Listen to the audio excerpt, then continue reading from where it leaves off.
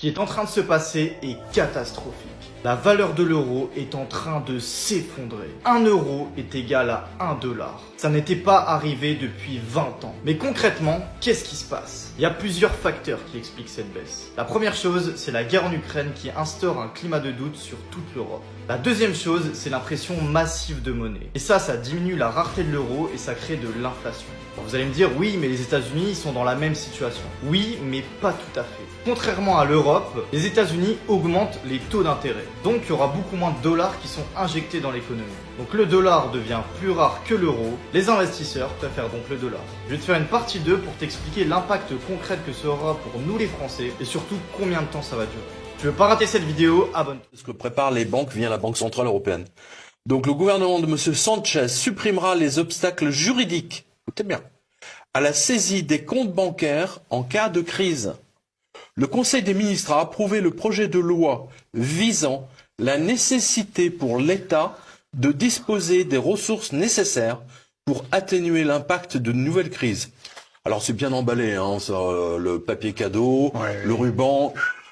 Je vous résume, ils vont vous niquer. Voilà. Non mais... Ils vont prendre l'argent sur les comptes, voilà, tout simplement, c'est ça qu'il dit. Ouais. Disniqué. Relisez la phrase, c'est quand même extraordinaire. Je vous le redonne, hein. Oui, oui. Alors, pardon. Monsieur Sanchez, donc, le gouvernement supprimera les obstacles juridiques à la saisie des comptes bancaires en cas de crise.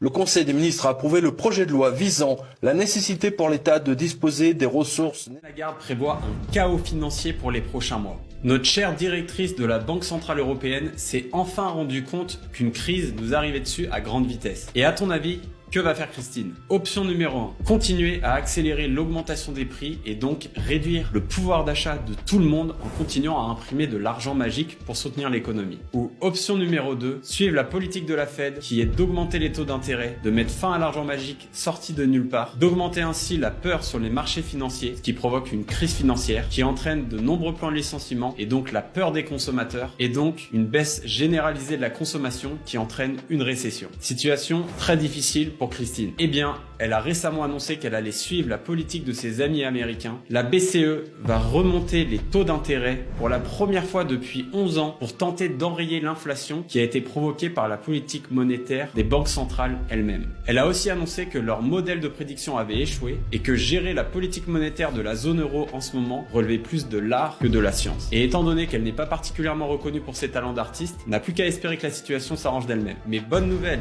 le directeur de la Fed a annoncé quant à lui un scénario qui serait plus positif que ce qu'on peut s'imaginer aujourd'hui. Je t'en parle dans une prochaine vidéo, alors abonne-toi.